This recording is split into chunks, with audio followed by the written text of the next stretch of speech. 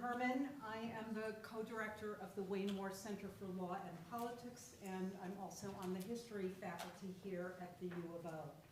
The mission of the Wayne Moore Center is to promote civic engagement, inclusive democracy, and justice by bringing together students, scholars, activists, policymakers, and members of communities, people just like you.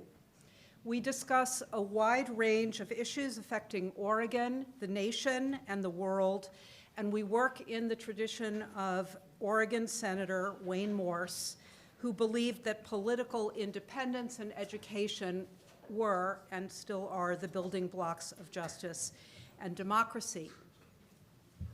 Come in, welcome. This afternoon's talk is the annual event in the Margaret Halleck Program for Women's Rights.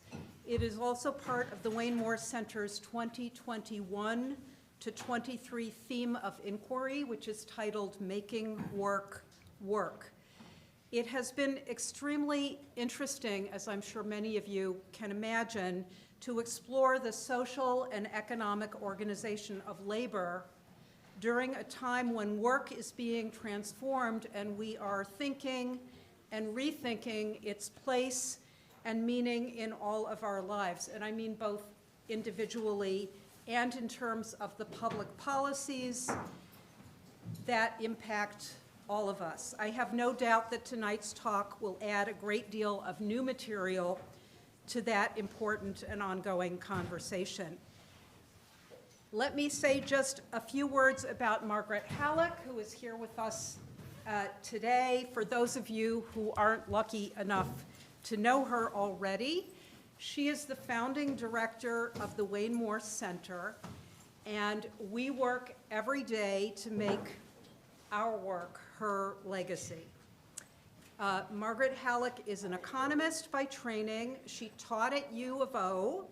She served as Oregon's senior economist, and she worked as director of research for the Oregon Public Employees Union before returning to U of O to direct the Labor Education and Research Center between 1988 and 2001.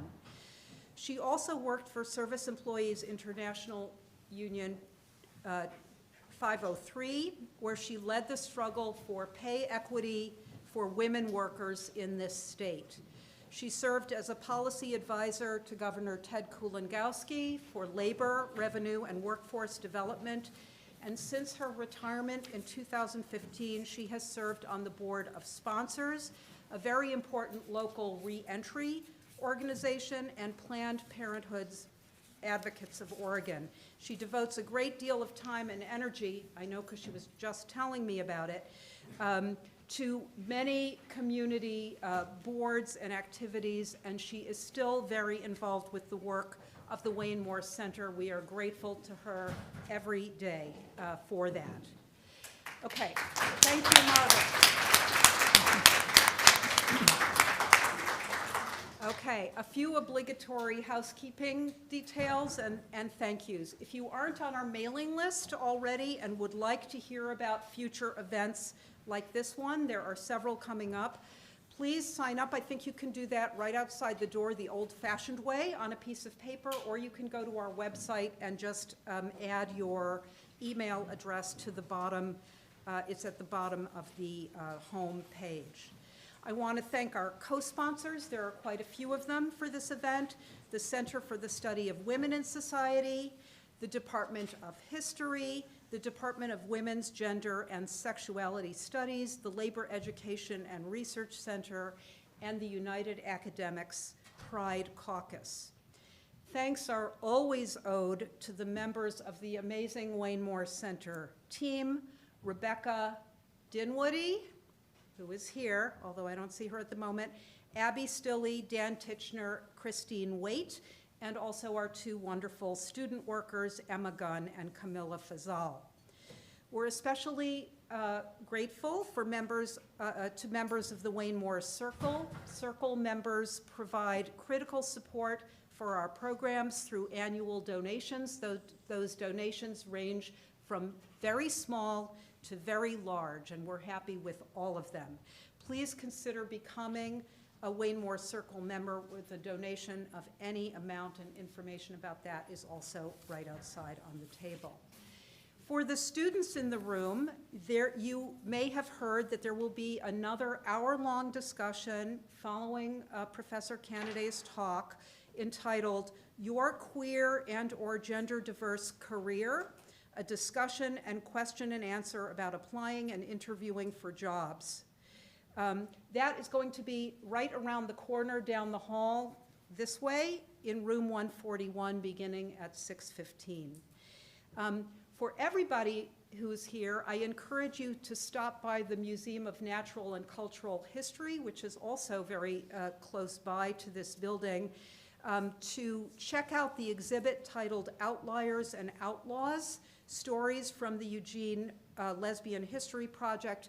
It's a wonderful piece of work created by U of O's own Julie Rayskin, who is here, and Linda Long, who I don't think is here. And finally, let me just introduce our speaker, the person we're all here to hear.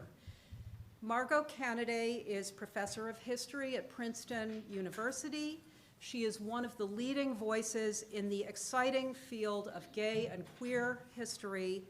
Her first book, which was titled The Straight State, Sexuality and Citizenship in 20th Century America, marked a significant turning point in the field, and it drew a significant amount of new and, in my view, very welcome attention to the ways that law, public policy, and government programs were shaped by ideas about sexuality and, in turn, shaped the experiences of individuals and communities we now call queer.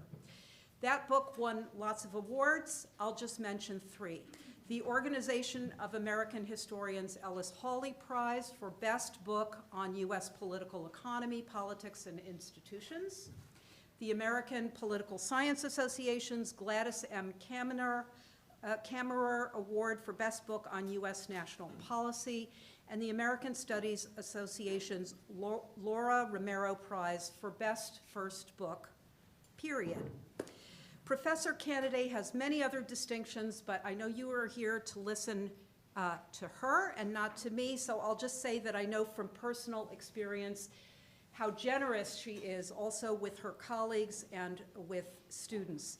And I'm delighted that we are one of the first, if not maybe the first place where she is talking about her exciting new book titled Queer Career, Sexuality and Work in Modern America. It was published literally 2 weeks ago or less by Princeton University Press. So please join me in welcoming Professor Margot Canaday to the University of Oregon.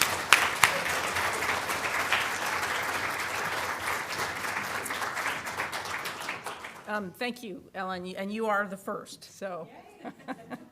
That was a lovely introduction, and thank you for the invitation to come to Eugene and for your hospitality, and thanks everyone for being here. So I'm delighted to have this opportunity to talk about my new book, which is a history of queer people on the job from the mid-20th century to the present, and I'll talk today about why I wrote this book, how I went about it, and what I found, what I think the most important interventions are that the book makes. And if I have time, I'll close by reading a brief excerpt just to give you more of a sense of it. But before I do any of that, I'll start by doing something that admittedly I almost never do. I'll start by following myself, the advice that I regularly give to graduate students. When you take your work out into the world, I say to them, particularly when you're interviewing for a job, but really any time, you should try to have at the ready not just the elevator pitch description of your overall project, but you really also need at your fingertips a single anecdote, one brief story that really gets to the heart of what you are up to. Your audience will hopefully remember that anecdote, that one story, long after you are gone. And so my book is full of stories, it's full of anecdotes. But there is one of these nuggets that I think encapsulates the whole better than anything else. And so let me briefly share that with you and ask you to remember it, as I'll come back to it later in the talk. And it comes from the very end of the first chapter, a chapter that sets out what I call the straight world of work of the 1950s and 1960s. There, I describe one government economist's experience of learning that her security clearance investigation had revealed her homosexuality, and she was on the brink of being fired from the Treasury Department. Her immediate boss, who was sympathetic to her plight, helped set up an interview for her with some private sector economists whom he knew in New York. She was fortunate that he was willing to help, and also that the New York firm was not looking for someone to do government work. But still, she had a strategy to ensure the needed outcome, and this is critical. She asked her boss to be sure that the prospective employer knew about her clearance problem, meaning about her homosexuality. This was shrewd on her part. For the New York company, the so-called clearance problem was not an impediment. Rather, it was an opportunity to get a highly skilled economist at a significantly reduced price. They knew the only reason they could hire me was because of that clearance, she recalled. For the economist, the job offer came much more quickly than she had expected, and it was, as she described, an end to my desperation. But it was, she also observed, a much lesser job than otherwise I would have taken. So that's your nugget. Please hold on to that as we go along. Now, I wrote this book to address two gaps in the existing historiography. First, the workplace itself is seriously understudied by historians of sexuality, especially when one considers how important work was to the queer past. Not only was fear of job loss probably the greatest fear that queer people had for much of the period that I'm writing about, a fear that very much shaped how queer people moved through the world, but somewhat paradoxically, workplaces sometimes supported queer lives in very particular ways. Gay people found each other on the job, they clustered in certain kinds of work, and some occupations validated the experience of gender nonconformity that was central to at least some queer lives. As one woman who sought mechanical work in the 1950s declared, she always felt happiest when she had a hammer in her hand. Or a man who exulted around the same time that he was a typist and he wanted to type. So against a historiography that has disproportionately focused on nightlife and leisure, I thought the workplace might be worth paying more attention to. And I wanted to do it not by considering a single occupation or a single type of worker, blue collar or white collar, corporate executive or flight attendant, teacher, librarian, or social worker, but rather by trying to paint a broad canvas. And for me, part of that broad canvas, and here we get to the second historiographic lacuna I wanted this work to fill, part of that broad canvas had to include women, a group that has also been somewhat neglected in the field of LGBT history. And there are a lot of reasons for this neglect, but at least some of it comes down to a source problem. Historians of sexuality have leaned heavily on the archival traces of state policing to document the queer past. And these are, of course, amazing sources in many ways, and historians have done amazing things with them. But when the state policed sexuality, it was usually policing men. My first book about the state's regulation of homosexuality during the first half of the 20th century is, despite my own deep commitments as a feminist historian, predominantly about male experience for this reason. And so when I started to conceptualize this book, I thought much more deliberately about sites from which to write a queer history that would not marginalize women. And it soon became obvious to me that the workplace could be such a site. After all, lesbian breadwinners needed better, higher-paying jobs than married women to survive economically, and sometimes they violated gender norms to obtain them. By necessity, as a team of sociologists concluded in the 1960s, lesbians were seriously committed to work. And so those are some of the reasons why I wrote this book, but how did I go about it? I think it was unavoidable that at first my approach was conditioned by the dominant narrative of the Lavender Scare. To the extent that historians of sexuality have considered gay employment, this, I would say, has been the primary paradigm, even a kind of shorthand for mid-century. The Lavender Scare, of course, refers to the brutal episode when thousands of gay and lesbian civil servants, including the economist with whom I began today, were purged from the government. The economist's surprising survival strategy, a strategy that ultimately involved self-exposure, was not something I knew about when I commenced my research, nor was it represented in the historiography. What was more prevalent was a notion of employers determined to root out the homosexuals on their staffs, and then deep hiding on the job by those employees. And so I began my research assuming that it was likely that gays had tried to vanish on the job, and that digging up the historical evidence could, as a result, be tough going. Determined to try, I began where anyone who was working on the post-war period with little confidence in what the archives might yield would begin. I began with oral histories. Because I thought the period before gay liberation would be especially difficult to recover, I began to look specifically for gays and lesbians born in the 1930s and 1940s who were willing to speak with me about their experiences on the job. Their working lives, which spanned the 1950s into the 1990s, also mapped temporally onto the rise and fall of standard employment that I also assumed would be central to my story. I conducted my first interviews in 2011, and I ended up doing more than 150 of them.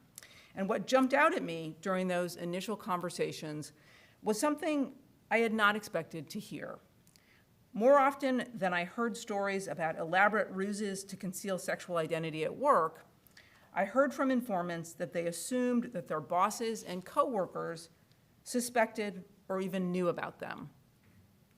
This degree of visibility and knowability surprised me, and it gave me more confidence to head into the archives. There, I found my lesbian economist, who outed herself to obtain private sector employment, and many other related scraps of evidence. And together, all of this pointed me toward a reconsideration of the Lavender Scare as our dominant way of thinking about gay employment in the mid-20th century. Now, to elaborate on this, it's not that the Lavender Scare framework is wrong. It's that it applies to a particularly dramatic flashpoint in a particular sector that doesn't fully capture the experience of many gay people at work, even at mid-century. While fear of job loss was a pervasive anxiety during these years, employees handled that fear in a variety of ways. My research has found that not all gay people, and especially those employed in the private sector, were engaged in deep hiding in their jobs at mid-century. First of all, there was a queer work world that overlapped with the secondary labor market populated by women and people of color in low-paid, low-status work where gay people could be open and where non-normative gender expression was sometimes affirmed on the job. I was always looking for low-paying jobs where I could be myself, was the way one man captured his movement through this world.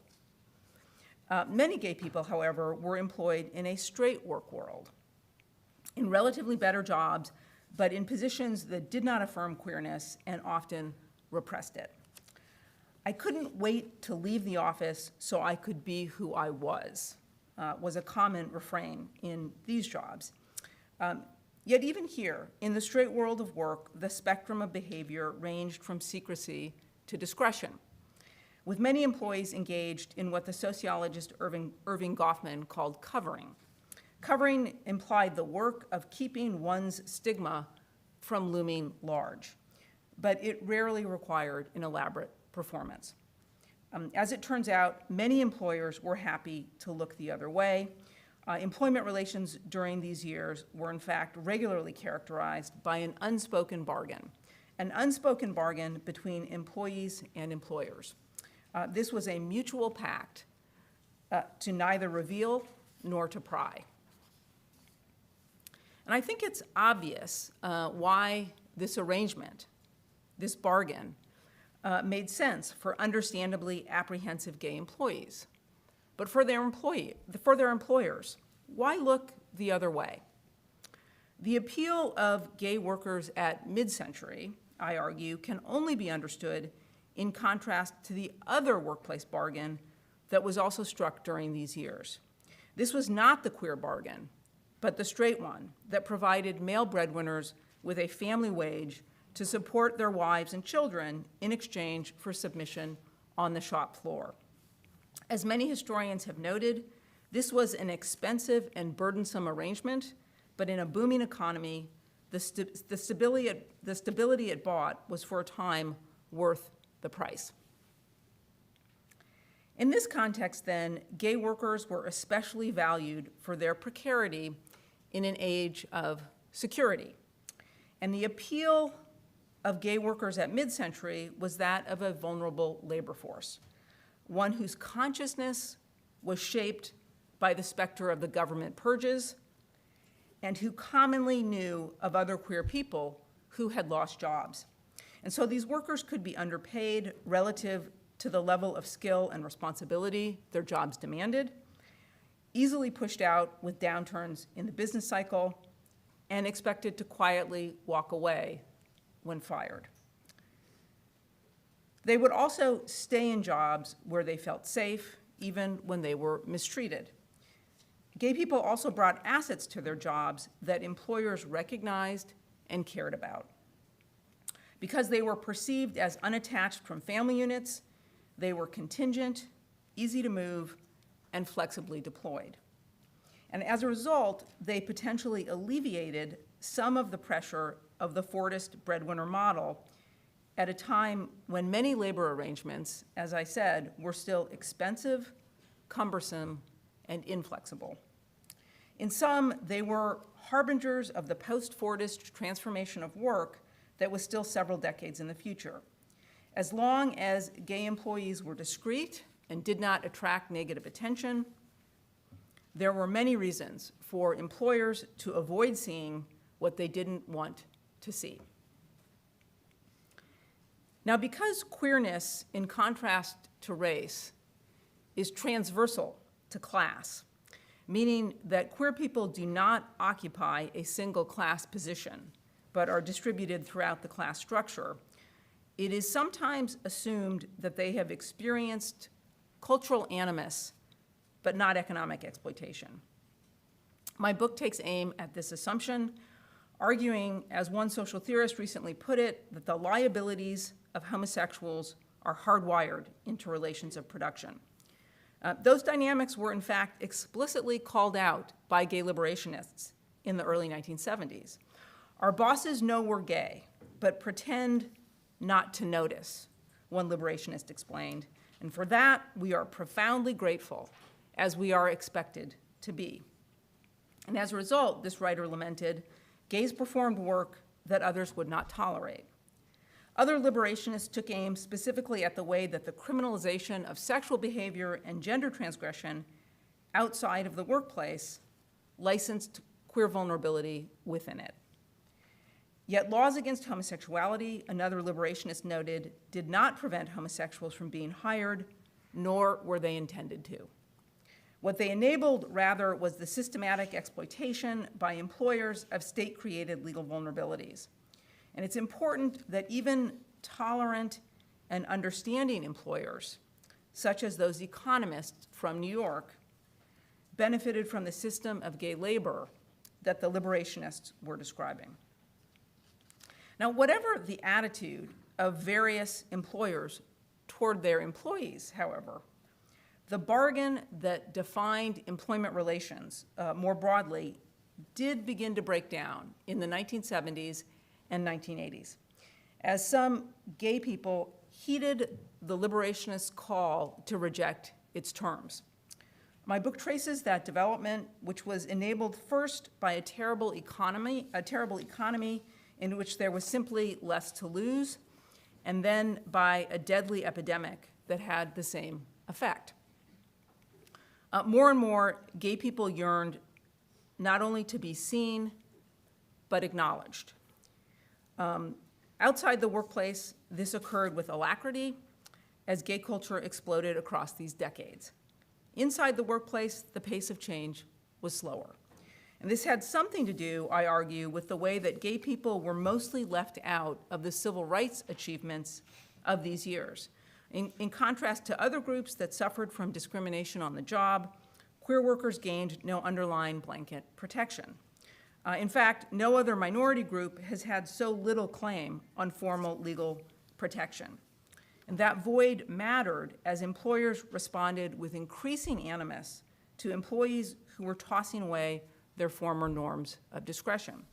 Historians have focused more on the freeing aspect of these years rather than their overall precariousness, but to my eye, these elements are inextricably intertwined. Yet even outside the regular mechanisms of civil rights laws, by the end of the 20th century, workplaces had partially opened to gay workers, and clearer expressions of identity gradually became possible. So how did that happen? One explanation has to do with the distinction between civil rights law and civil rights culture.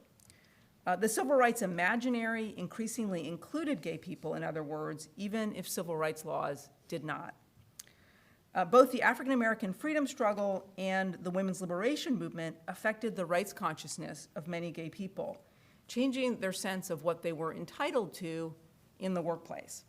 And while this growing rights consciousness did not emerge alongside robust legal tools, this study documents the responsiveness of business to demands that queer employees increasingly made for protection and recognition. Business was out ahead of both the government and labor unions in protecting and otherwise demonstrating a receptivity to gay workers by the 1990s.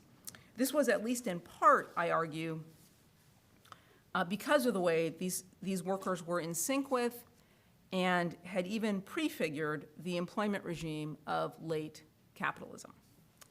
Now, just as the historian Sven Becker recently argued that the emergence of industrial capitalism was built on older social hierarchies, and he's talking about patriarchal relations in the household, a similar claim might be made about the ways in which post-industrialism or post-Fordism was built in part on the economic position of queer people at mid-century. Many attributes that later came to be associated with post-Fordism, so short-term, precarious work arrangements that enabled employers to shed responsibility for family units, were the ones that, going back as far as the 1950s, could also be identified with gay labor. One could, of course, make a similar argument about women and workers of color, but queer workers were even more predictive because of the way they represented precarity in primary as well as secondary sector jobs, the corporate office as well as the retail shop, and because of their perceived lack of dependence. To be clear, I do not claim in my book that queer people were more precarious than women and people of color, and many were, of course, positioned at the intersection of these identities. The point is rather to highlight the ways that gay workers offered capital a mid-century lesson in structuring employment relations without regard to family attachment, even in primary sector jobs for which the breadwinner caregiver model was paradigmatic, and relatedly, to note that queer people were among the first precarious workers across the class spectrum. For example, in middle-class jobs dominated by white men.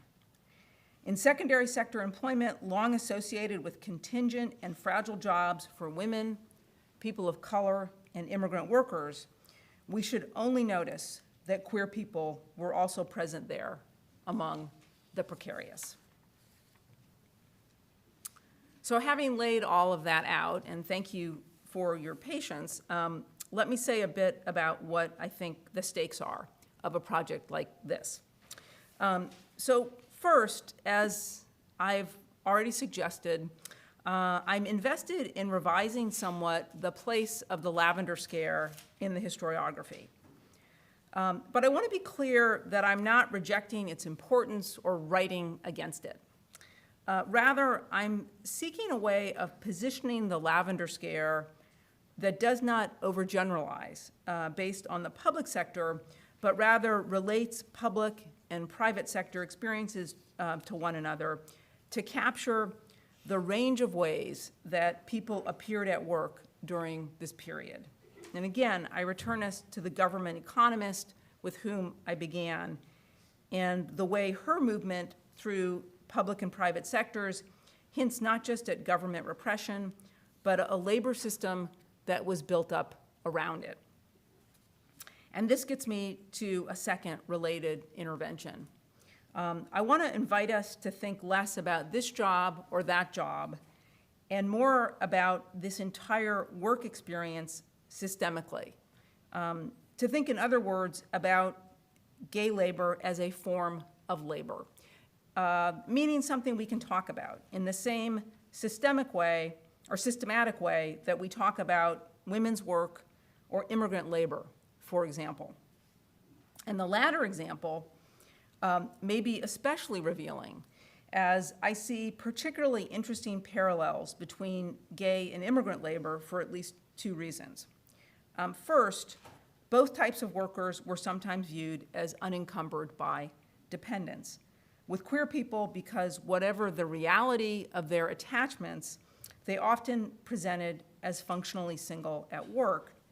And with certain immigrant groups, because families were sometimes left behind in sending countries.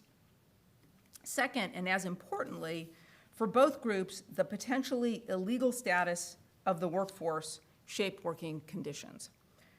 Gay people shared with certain immigrant populations, in other words, a presumptive status as illegal persons, and this licensed exploitation and otherwise shadowed their movement through the working world. I find it noteworthy that so many of the jobs that were predominantly gay in the pre-liberation era, think of work in restaurant kitchens, for example, are now often predominantly held by immigrants. And this may be a key to unlocking a mystery then, helping us to think systemically about gay work, like immigrant labor, as a form of labor. Now, I make that move, I hope, without conflating what are undoubtedly different scales of vulnerability in these communities, but also wanting to be clear about what I see as another key intervention in my work. I am highlighting a long history of queer vulnerability at work and explicitly taking on the myth of gay affluence that has been so distorting. While economists have long debunked the notion of gay affluence, it has been difficult to dislodge in the broader culture. And the cultural hold of this idea, of course, has a history, and at least part of that history is featured in my book. So in the midst of the AIDS crisis, after years of getting almost nowhere in advocating for federal protection, some employees in the corporate sector went to their companies to ask for both protection and recognition. Now, it took some concerted work, but the corporate sector was eventually quite receptive. And so the most meaningful version of gay employment rights initially came not through legal mandates, but rather through the market. This, of course, was patchwork protection, and it left much of the queer working class as vulnerable as ever. The result was that by the end of the 20th century, middle class and wealthy gay people were far more likely to be visible in their jobs than working class and poor queers. Not only did this then bolster the appearance of gay affluence, but it is also a striking reversal, I show, from the mid-20th century, when queer people were far more visible in working class occupations than those in most professional settings dared to be. I want to recover then this longer arc of precariousness as really central for thinking about gay experience, as well as to highlight the really particular and interesting ways that the gay rights movement has also been, in the American context, the most marketized of all social movements. And this then gets me to neoliberalism. One of the things that this book undoubtedly shows is that emancipatory things do sometimes come from the market. And as a progressive who truly believes in public sector solutions to many of our collective problems, I am profoundly ambivalent about that. But even with that ambivalence, I think much of the work I have read that sets out a relationship between gay rights and neoliberalism offers a powerful critique, but is sometimes under-nuanced in its treatment of history. Under-nuanced in that it minimizes how the turn to business in the late 1980s and early 1990s was about the evaporation of other political possibilities on the ground, as well as how vulnerable queer people were in their employment across many different sectors at that moment. But I also think the most important historical question is not why queer people turned to the corporation. It's really why business responded. And I contend that answer has a lot to do, circling back to where I've already been, with the way that values long associated with queer workers aligned so perfectly with the demands of late capitalism. And so those whom the social theorist Melinda Cooper called Fordism's non-normative subjects actually became post-Fordism's normative ones. A position that was once marginal has in some sense become the center, and we should perhaps think of queer workers less as outliers than as harbingers of axial shifts in employment relations across the second half of the 20th century. And I'll mention one last thing, perhaps less an intervention my book makes than simply an aspiration, but the one that I hold most dear. In writing this book, I really wanted to occupy what I think of as the wonderful space that the discipline of history provides at the intersection of the social sciences and the humanities. I wanted to write a book, in other words, that both offered a structural account of gay workers across changing employment regimes in the post-war United States, and an affective labor history that could reveal the workplace as a site where queer people experienced not only great vulnerability, but also the deepest kind of meaning. And I've really just given you the structural account in the last 25 minutes. And so I think the best way to give you a sense of a more affective mode is to read a short excerpt from the book.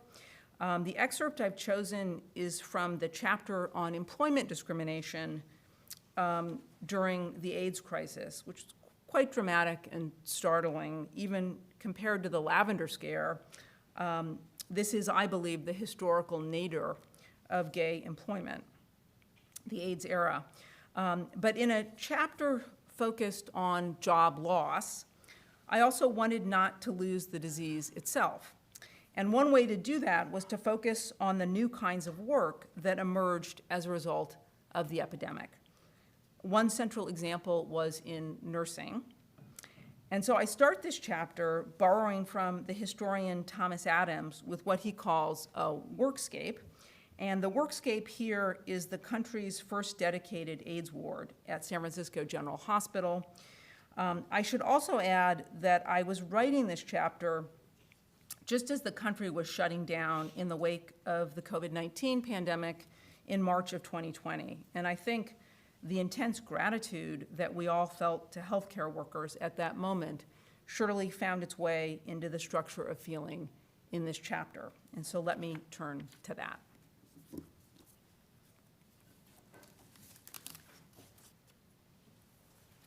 The nation's first dedicated AIDS ward was the result of a confluence of two factors: a budget surplus in the city of San Francisco and the dismal treatment that AIDS patients were receiving as they began to fill hospital beds across the city.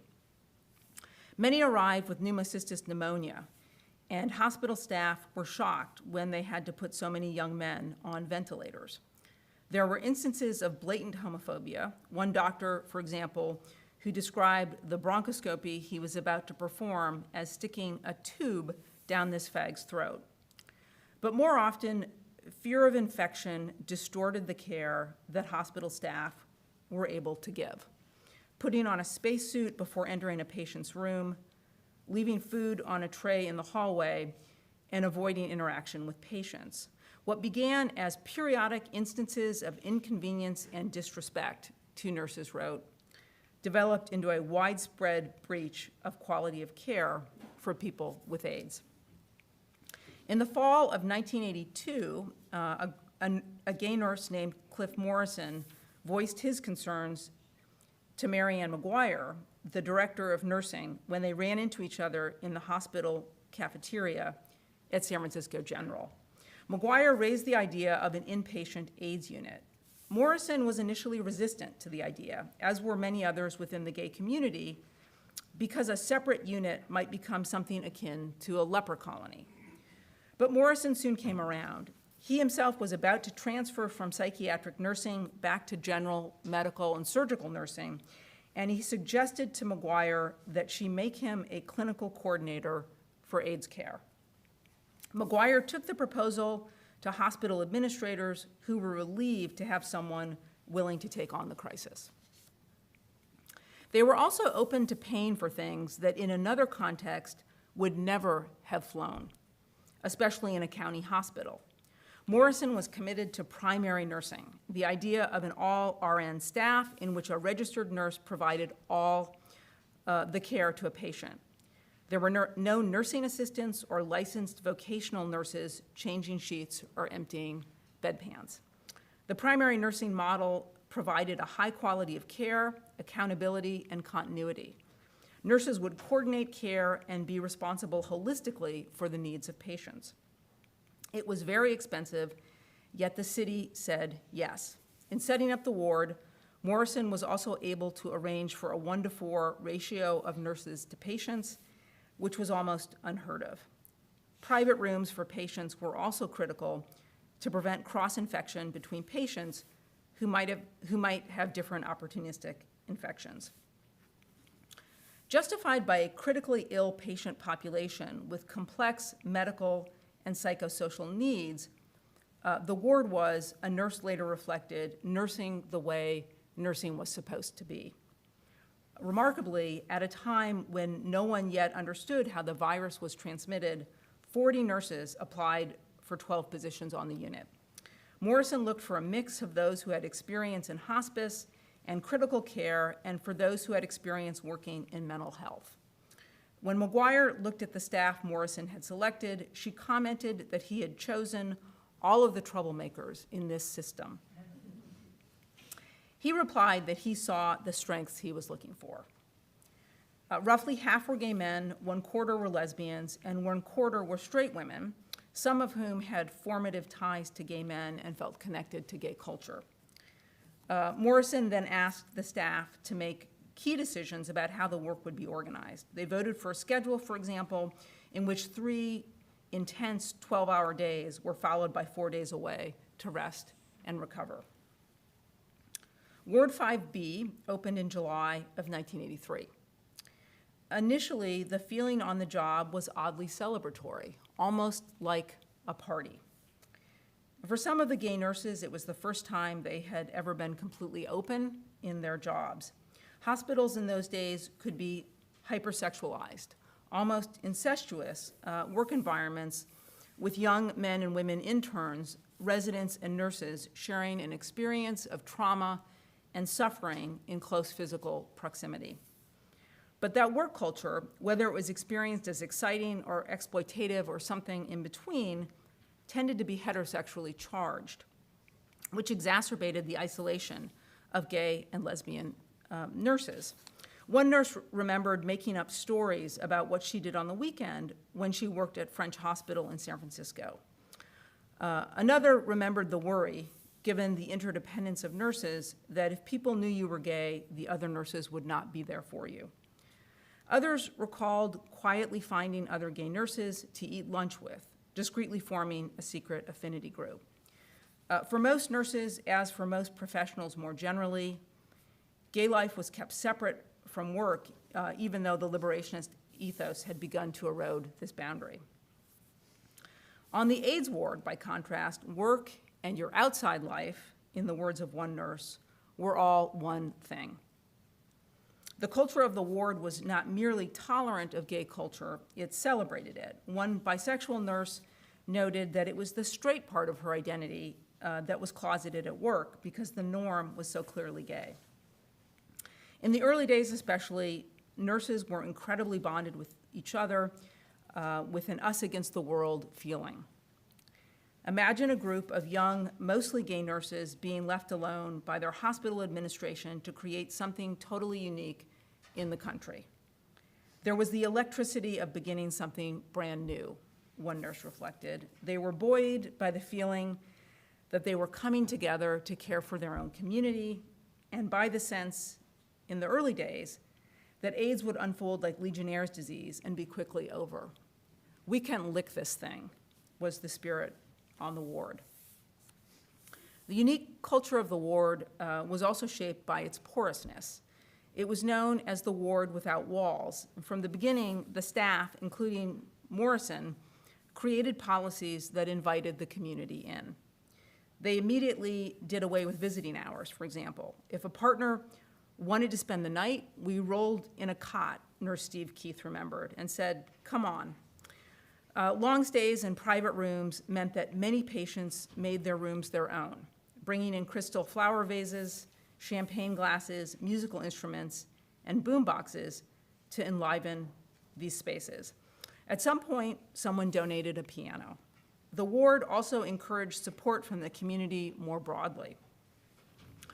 Some of those arrangements were formal, as with the Shanti Project, a social service agency that had been created in the 1970s to support people with life-threatening illnesses. Shanti counselors were on the ward from the beginning.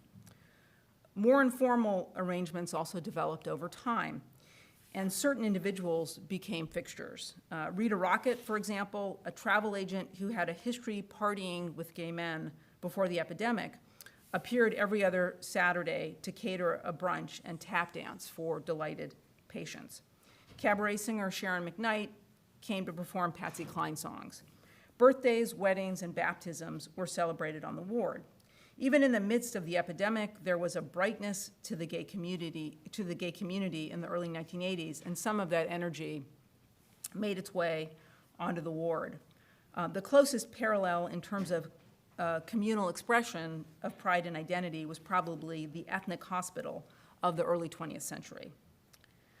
The communalism of the unit was strengthened by the length of time patients were on the ward.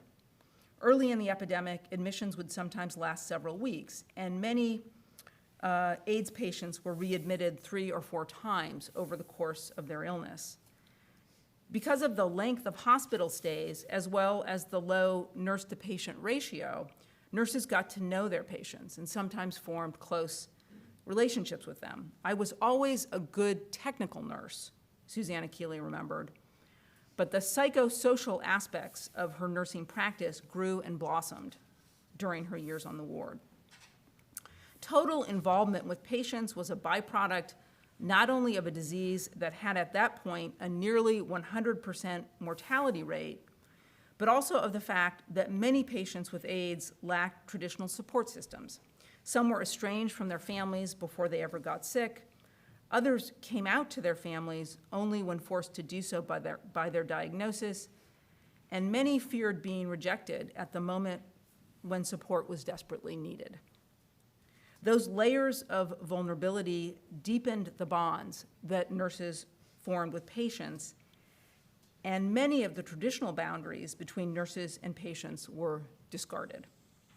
Physical touch became a central part of the care work, and included nurses crawling into bed to hold distressed patients.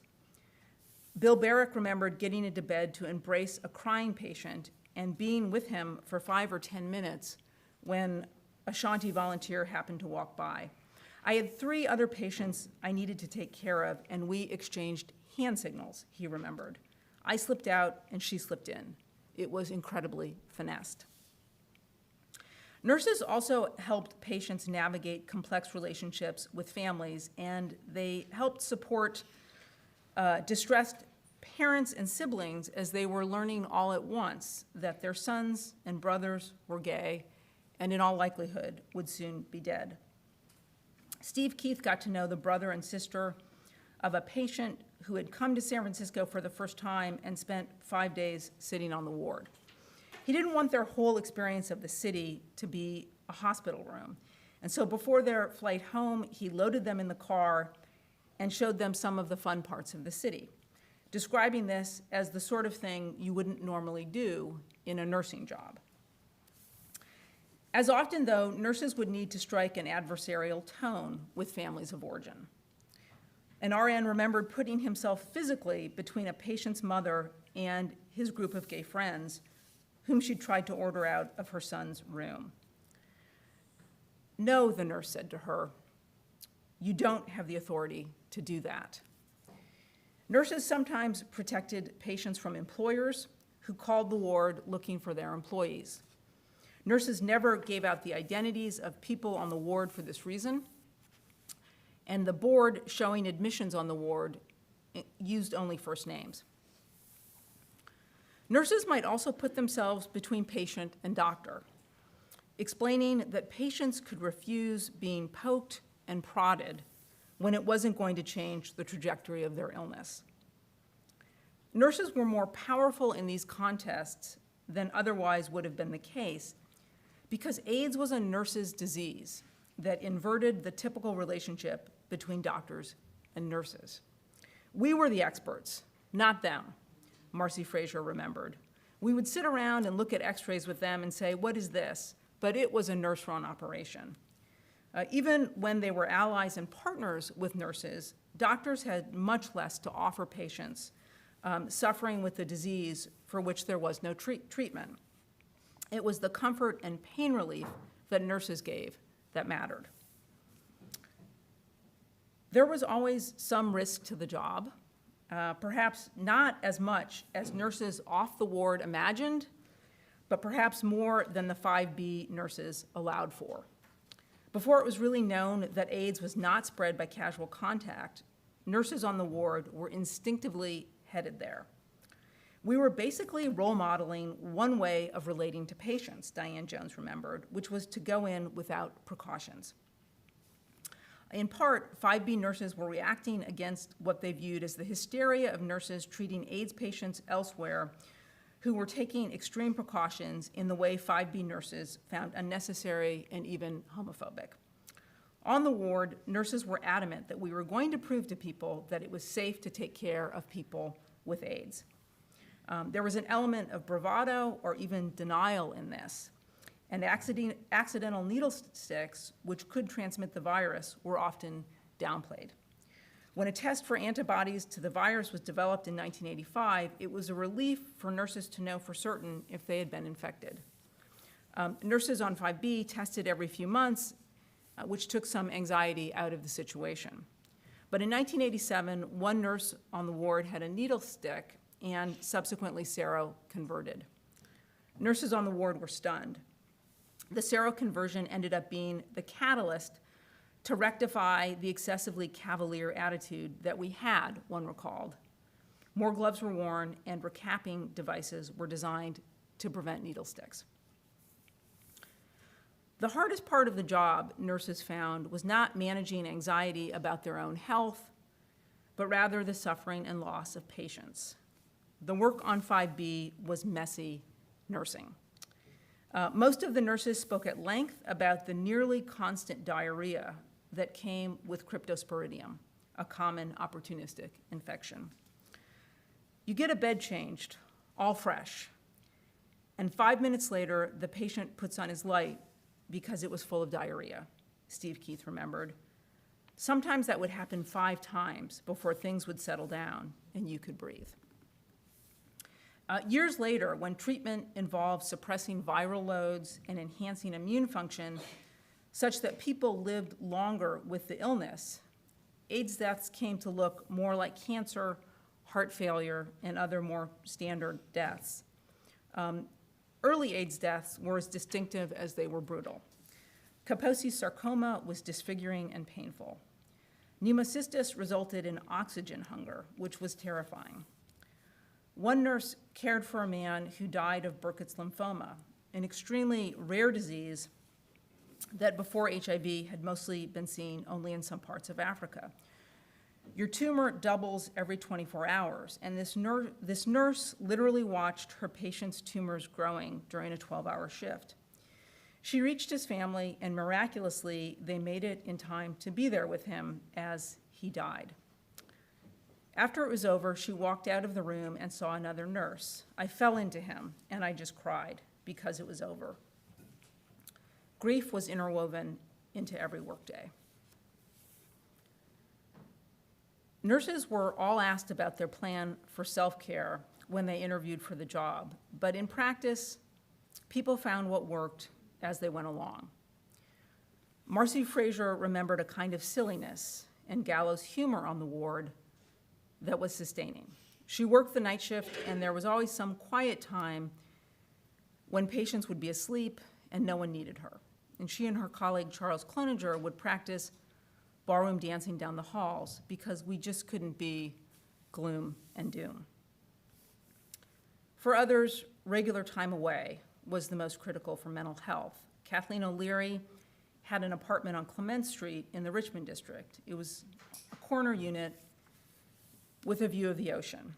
Her first day off, after several days on, I would just sit on the couch and look out the window. I had no energy for anything else. Another nurse had a habit of taking a book and spending the day at the Ascento bathhouse on Valencia Street. Others went out to the Russian River. Not all coping mechanisms were healthy. Drugs, sex, and alcohol, in moderation or to excess, helped to numb the intensity of the work week. Some 5B nurses socialized together a lot outside of work, others not at all. The one collective ritual they shared to process their grief was incredibly simple. They turned a donated scrapbook into what they called a necrology. In it, they wrote the name of every patient they cared for who died of AIDS, the room they died in, and the diagnosis: PCP, KS, cryptosporidium, cryptococcal meningitis. Over time, they began to add small details to better recall the dead as individuals. With brief notes written in haste, the necrology scrapbook grew to encompass pages and pages of names, with funny and poignant asides. Great mustache. Square dancer. Served vodka Collins in his room. Husky and robust till the end. Loving mom by his side. Kimono's wild flamboyance predicted his time. Heartbeat for 1 1/4 hours after he died. Kevin was the sweetest. Exacting patient. Flamenco dancer. Dear sweet Jack. Elderly parents arrived just in time. Received BA on the day he died. Taught us all about dealing with pain. The divine Judy. For most nurses, the job was not sustainable over the long term.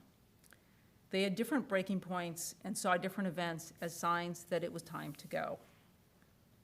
For one nurse, it was a back injury that for her represented a spiritual as well as a physical break, or one too many needle sticks.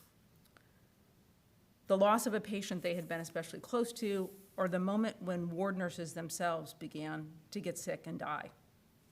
In the early years alone, one woman nurse died of breast cancer and 2 male nurses died of AIDS.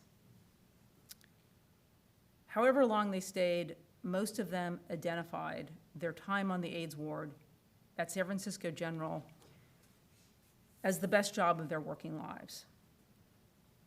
This extremely rich environment, one nurse reflected, posed unavoidable questions. Questions about life and death, and sexuality and discrimination, and drugs and addiction, and family dynamics, and pain, and despair, and hope, and courage. Meaningful work. Thanks.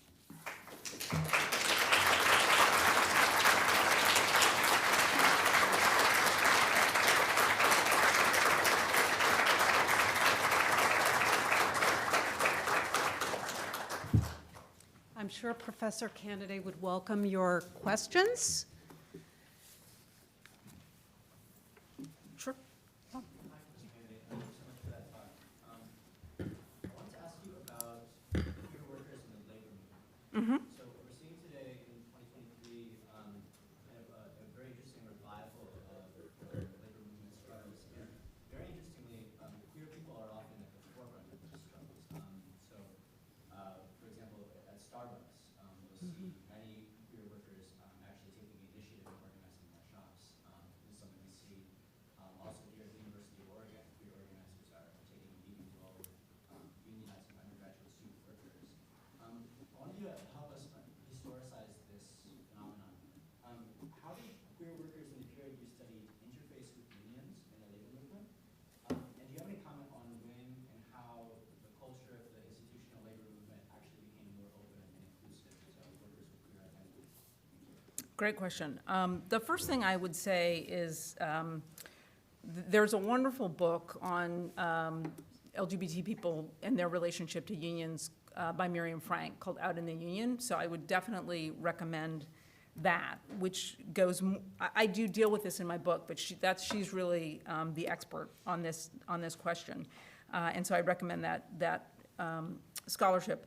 But so the first thing I would say that's interesting is that, going back to mid-century, queer workers were protected often by their unions, but not because unions were so progressive on issues of sexuality, but because they were protective of their workers. They were protecting people from being fired, for what were viewed as unfair conditions. And that would extend to queer people. And queer people sometimes knew that, in the 50s. I worked in the shop and we were in the union and I couldn't be fired. That's something people would say.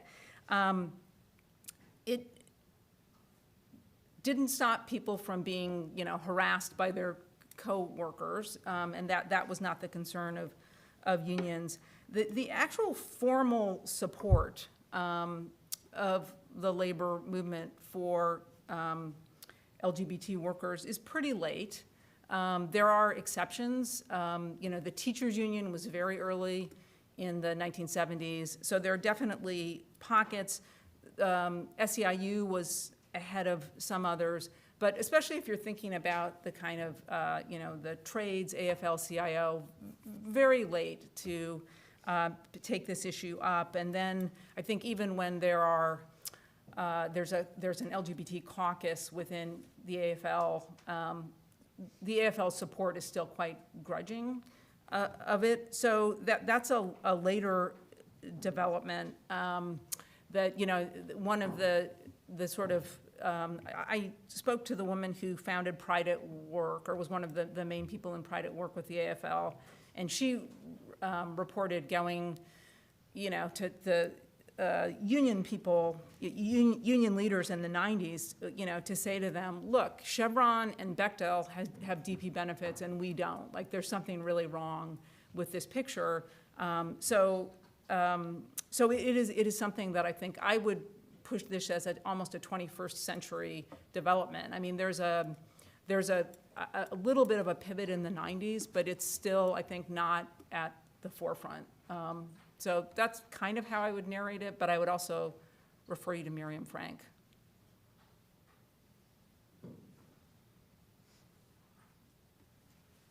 Sure. In the early 1980s, I was one of those interns you talked about, taking care of those patients in the ICU at San Francisco General. Oh, really? I was an intern, and all the attendings had given up because we didn't know what it was. We didn't know what HIV or AIDS was. So we were ordered to keep them alive at all costs, and they just backed off. We didn't know what we were doing. We're just interns. So they were like practice dummies for us. And invariably, they would have rectal abscesses and Kaposi's sarcoma coming through the skin, and we'd be cutting them in the ICU, and they'd be dying on a daily basis. It was complete pandemonium, and nobody knew what was going on. And so many patients were coming that we had to move them to the maternity ward after a while. And, Were you actually on 5B, or you were in San Francisco? I was mostly at Kaiser. Now there's a Oh, okay. San Francisco It's General fascinating. joint program, Uh-huh. but Kaiser is where we got most of the patients who have good jobs with good insurance. Uh-huh. And so they were coming in by, we couldn't support them all. It was very traumatic. And what years were you there? 82 to 89. Wow, You know. it's fascinating. So, and thank you for your important work. Well, yeah, I'm puzzled by your comments about neoliberalism Mhm. and corporations being in the forefront for recognizing and giving Mhm. protections. Mm-hmm. So could you just, and your ambivalence about that. So, and then following up on the question before, is that how much of that came from gay activism? And I mean, it's hard for me to conjure up a corporate largesse. Right, so this is a great question. So the story that I tell in the book is, I mean, it comes from the grassroots. And so it is an activist story. It's just not, they're not the people we usually think of when we think about ACT UP or gay liberation. They were people inside of these companies who, it's an interesting, it happened in the tech sector, and we have a sort of story about tech, but one of the reasons it happens in the tech sector is because there's email capability, sort of, there before it's available anywhere else, and it's a way for people to network secretly and find each other, and they sort of create a critical mass, and then it's in the context of AIDS where it happens. It's first Bell Labs, Lotus is another place, and they go to the corporation and say, we want DP benefits, we want an employee resource group for queer people, or they would have said, I think they would have actually said lesbi gay at that point, but LGBT people. And it's not really corporate largesse. It's the corporation in every instance, even when we're talking about the movement in Silicon Valley, which we think of as a very progressive place, those corporations have to be pushed. They're concerned about shareholder value, and it's a concerted effort. But part of what I'm suggesting is that I think there is a reason why corporations do actually eventually recognize this demand, and they recognize it, as I'm saying, it's ahead of labor and it's ahead of government. And I think it's because gay workers are a template for post-Fordist employment relations. I mean, and that is a historic, that has been kind of unfolding for a lot of years. I mean, it also has to do with this notion of attracting, the best employees, to sort of be an employer of choice, all of that. And, I'm ambivalent about it, I guess probably for the same reason you would be ambivalent about it. It's just, I'd rather it came from the government. I'd rather sort of that people were brought in under the umbrella of state protection. But I think, to say a little bit more about, I think, the critique that is out there of gay rights, I think it often presents the gay people who were making that demand as, it caricatures them as, this was about rich gay men who wanted to register their partnerships at Pottery Barn or something like that. It misses that this was the AIDS crisis, and there was great vulnerability and need, and gay activists they were pushing against every door. They were working very hard to try and change laws and get legislation at local, state, federal levels. It's just a kind of interesting thing that the door that opened was the corporation. But in every moment, people are going to use the tools that are available, and that, I think, was the available tool. And it's an ambivalent story, but I think I'd like. Frames it Okay. a little bit differently. What's that? That frame is a little different than you had originally presented, and I appreciate that. Okay, well, thanks for your clarifying question.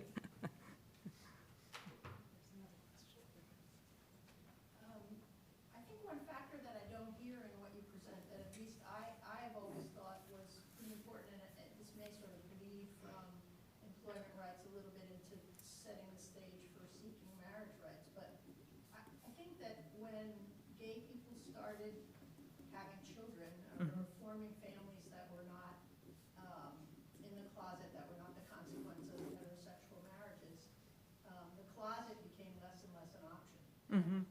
And that, I think, was a huge spur to a lot of these rights movements because the closet wasn't an option. And then, once people were willing to come out, it was like what Harvey Milk was exhorting everyone to do. But once people were really required to come out, and they did come out, it was easier to start to advocate for rights and things like that because the closet wasn't an option. So I would sort of filter that into. Yeah, I think that's fascinating, not something I talk about. It seems completely plausible to me. And I guess, the rights movement, obviously there are multiple vectors, and I certainly think that's an important one. It's interesting too, I think, to kind of put it in the context of the history that I'm writing, is just, it's interesting to think about the moment that many LGBT people start to have families is the moment when the sort of familial underpinning is stripped away from the relationship, and people are no longer, people are atomized individuals in the workplace. So that's kind of an interesting temporal relationship. Kind of on the same token, do you have any takes on portrayals in media of roles of gay people at certain points in their career that either would be like chicken and egg, either like the picture to see or the picture that caught up with any changes? Portrayals in media about gay people on the job? Actually, the one that came to mind with your story of San Francisco's movie Philadelphia. Uh-huh. So you have that. So Tom Hanks is like, he's not allowed in the suite. It might be because of the disease. They like ignore the fact that he's homosexual until he's sick, and then the prejudices come out in the movie. Mm-hmm. But that came out at kind of, if I remember correctly, at a time when things started to reverse. Was that like 2000 or was it 90s? 93? Yeah. Okay, I'm terrible at popular culture. Just in general, too, there was some cheesy thing that we were watching on Netflix last night, and there was like the gay character where it had been the token gay character before, but now he's like a mentor almost to the other lead person. It was just kind of like, oh, that's weird. Now it's like broadly accepted, and like it's not even that broadly drawn. But it's, oh yeah, we have to have that person Yeah, I mean, there's definitely a story about popular culture and the media driving this shift as well. I think that's a more 2000 on story, although, again, I'm very bad at popular culture, so someone else might see it differently, but I'm wondering, we're talking about the age of 70s and then the movement for gay marriage in the 90s. And you described a desire for state protection from the government.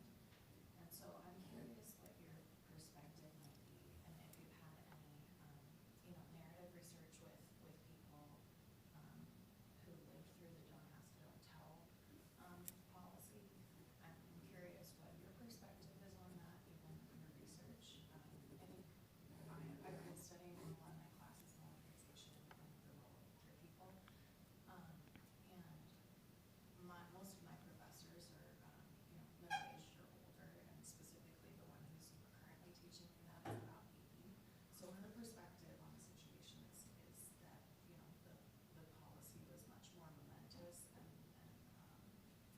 transformational than I see it as a queer person in 2023 who was born, after that policy was implemented. So you mean the lifting of the ban? Like what, the lifting on the ban on gay soldiers is what you're, yes, okay. yes, and then not being able to say that you're gay, or talk about it in any way. So a few things I would say about that. One, and this is, I'm not directly answering your question, but it's just an interesting thing to note, is that sort of don't ask, don't tell policy.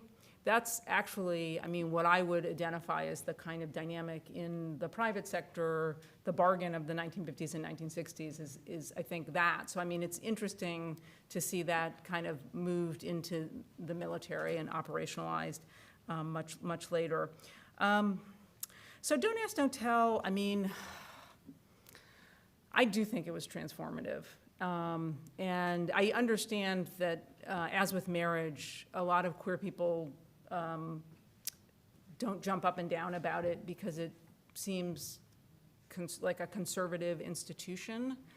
But I think it's transformative because of the historic link between military service and first-class citizenship. That.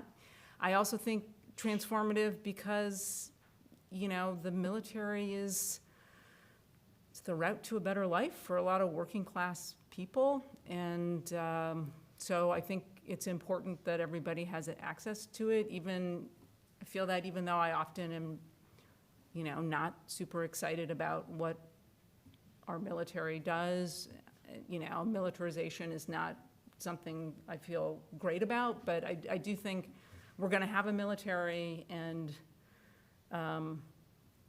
it is a path to, a good life for, especially when we look at kind of what jobs are for working class people at this moment. So I think it's transformative, but I understand that, I could completely understand why you wouldn't. I'm just curious about the contrast between, this feeling that we've come out of the closet at the same time as we're being told by the government to stay in the closet. Mm-hmm. Yeah. Time for another couple. Thanks so much for your talk. I wanted to explore a little more your linking of sort of queer workers and immigrant workers. Mm-hmm. And I wondered, 1952, the Immigration and Nationality Act was anti-communist. I'm not sure it identified homosexuality, but it identified people with psychopathic personalities as not being welcome. So I wondered, in the folks that you interviewed, did you interview some queer immigrant workers and anyone who was undocumented at the time, or later? I don't think I did. I know, Anna Minion's work, she does this, but I don't believe I talked to anybody who is undocumented. So I just wondered where that, that comparison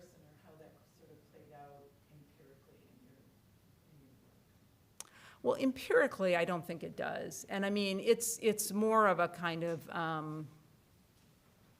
a conceptual device, and it's really, the term I've seen used in the sociological literature that I think is helpful is status coercion. And to think about, you know, status coercion of, say, undocumented as in kind of a contemporary framework as having some sort of resonance with queer workers at mid-century. But empirically, no, it's not really an empirical claim. I know, like, the other work I can think of is Natalia Molina's, which, yeah, that's about her family's restaurant and gay immigrant workers in that restaurant. Mm-hmm. Sure.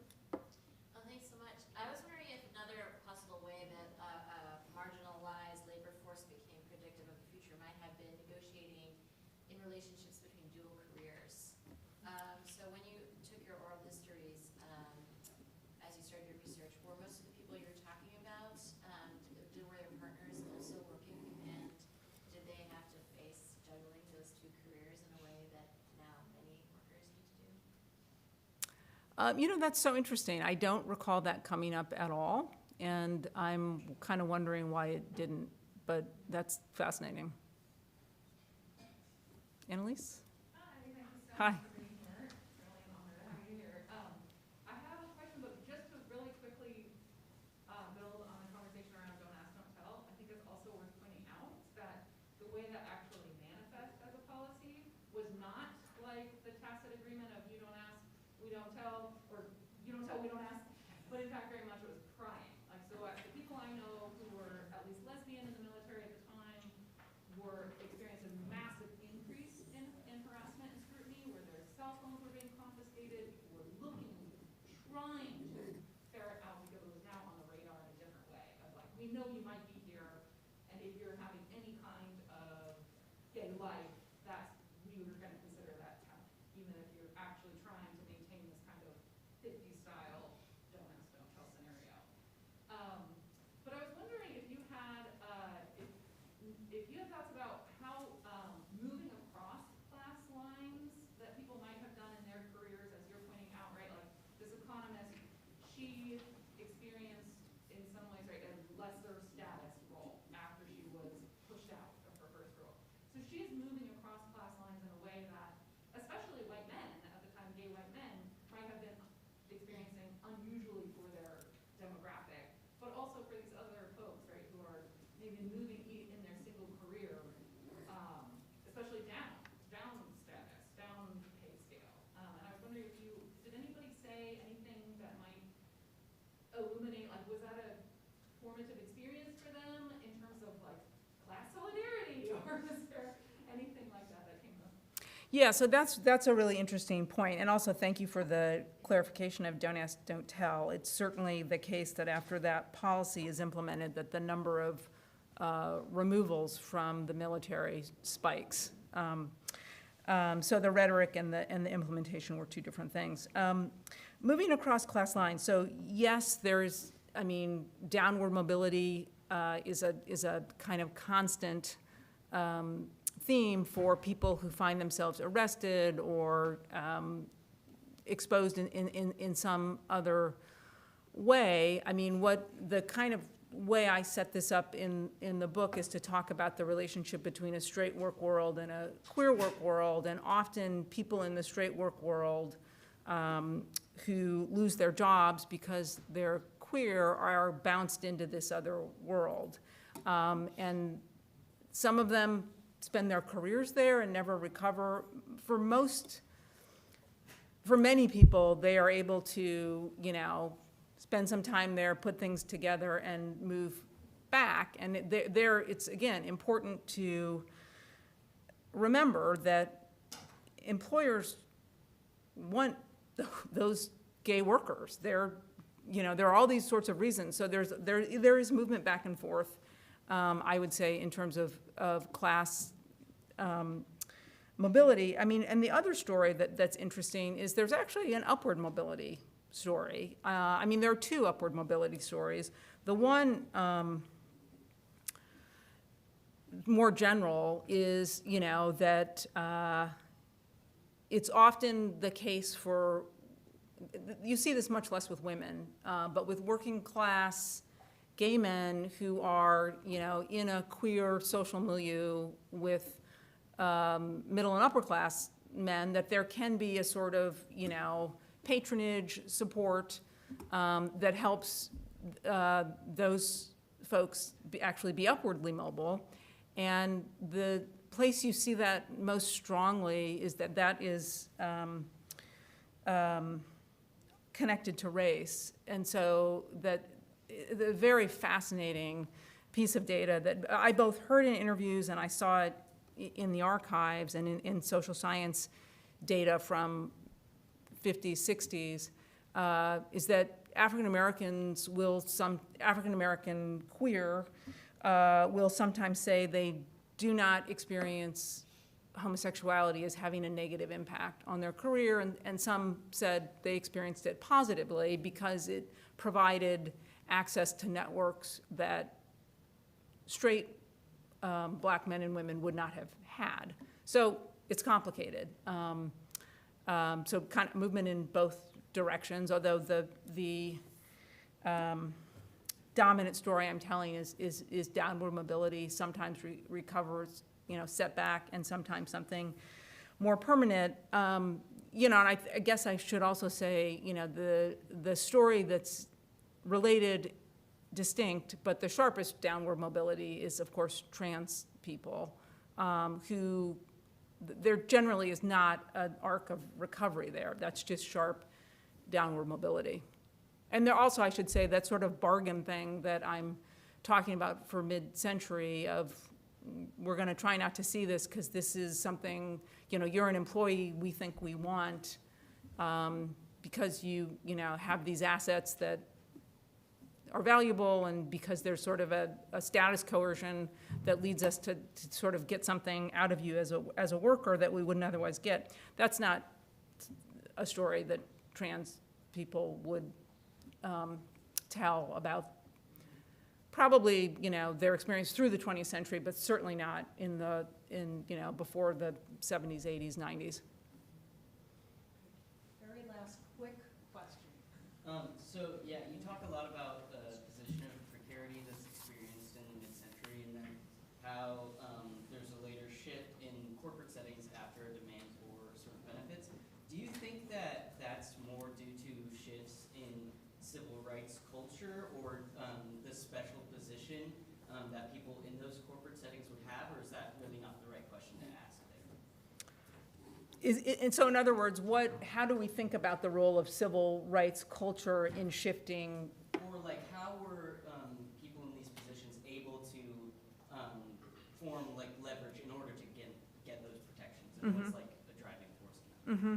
So there is I mean, even though you know, so I'm making the argument that sort of that basically the queer experience can't be assimilated very easily into other kinds of civil rights trajectories. It's a different trajectory than, say, the African American experience, different trajectory than what's happening with women, because the sort of the relationship to the law is so different, and you know, the legal, you know, the kind of baseline legal change for queer people happened in 2020. So, I mean, it's very, very different.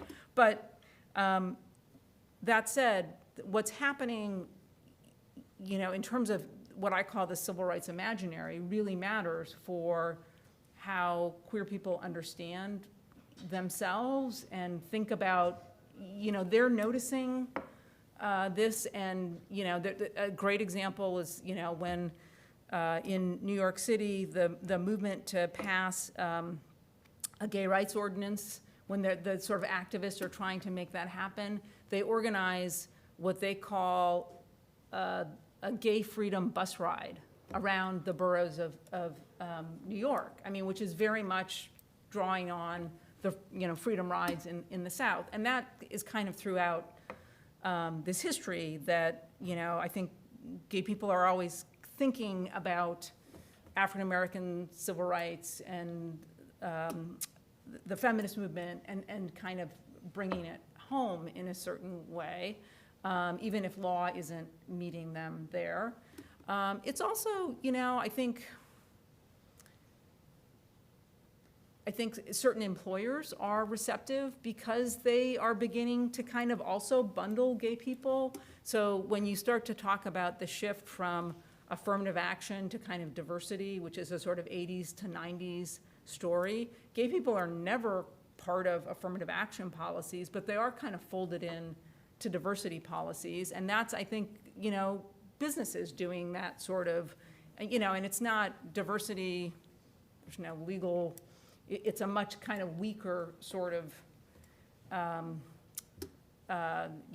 basket of things you're getting, but it does sort of encompass in a way. So I think, the civil rights imaginary matters, even when the law does not change. Thank you for the wonderful talk. Thank you all for the great questions.